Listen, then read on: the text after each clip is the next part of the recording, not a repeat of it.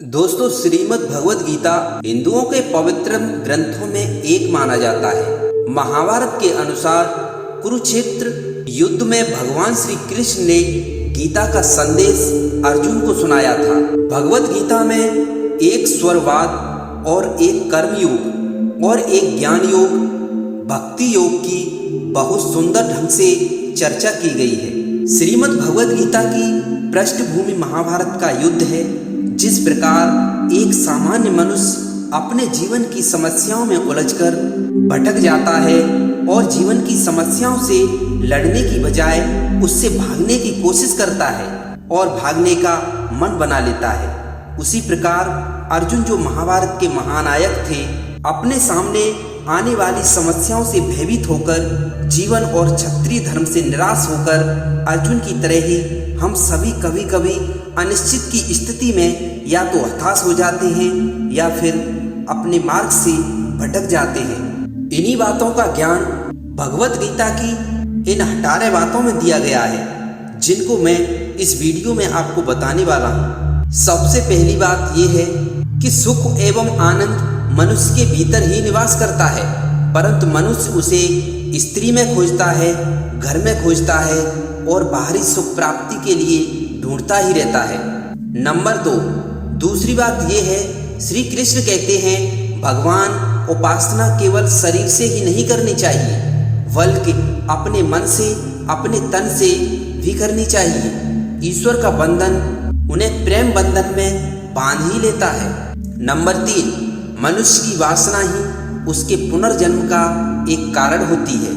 मनुष्य अपनी इंद्रियों के अधीन होता है, इसलिए उसके जीवन में विकार और परेशानियां आती जाती रहती हैं। इसलिए परेशानियों से कभी भागना नहीं चाहिए। नंबर 5, मनुष्य के अंदर धैर्य, सदाचार, स्नेह और सेवा जैसे गुण सत्संग के बिना कभी नहीं आते, इसलिए हमें सत्संग का भी ग्रहण करना चाहिए। नंबर 6, श्री कृष्ण कहते हैं जिस प्रकार शरीर से वस्त्र मैले होने पर बदले जाते हैं, ठीक उसी प्रकार मन में यानी हृदय में मैले होने से उसे निकाल देना चाहिए। नंबर 7, जवानी में जिसने ज़्यादा पाप किए हैं ना, उसे बुढ़ापे में नींद कभी नहीं आती, उसे बुढ़ापा अपने पश्चाताप में ही बिताना पड़ता है। नंबर 8, भगवान ने जिसे संपत्ति दी है उसे गाय रखकर सेवा अवश्य करनी चाहिए, इससे भगवान बहुत प्रसन्न होते हैं। नंबर 9, जुआ, मदिरा, पान, परस्त्री गमन, अनैतिक संबंध, हिंसा, असत्य, मद आसक्ति और निर्दयता, इन सब में कलयुग का वास होता है, इसलिए इसका और एक नाम है घोर कलयुग। नंबर 10, अधिकारी शिष्य को यानी जो ज्ञान प्राप्त करने में परिश्रम करते हैं उसे सद्गुरु, अच्छा गुरु अवश्य मिलता है। नंबर 11, भगवान श्री कृष्ण कहते हैं कि मनुष्य को अपने हृदय को बार बार समझने की कोशिश करनी चाहिए। ईश्वर के सिवाय उसका कोई नहीं होता, साथ ही यह विचार करना चाहिए कि उसका कोई नहीं है इस ब्रह्मांड में भी जो उसका साथ दे सकता है।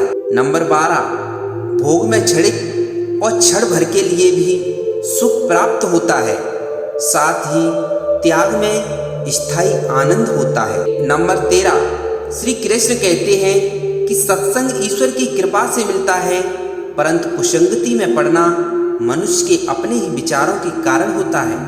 नंबर 14, लोभ और मोह माया, किसी से अधिक लगाव पाप के माता पिता कहे जाते हैं, साथ ही लोभ पाप का बाप होता है।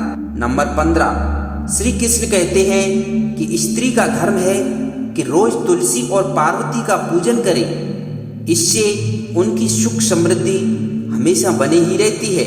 नंबर 16, मनुष्य को अपने मन और बुद्धि पर हमेशा विश्वास नहीं करना चाहिए, क्योंकि ये बार बार मनुष्य को दगा देते हैं।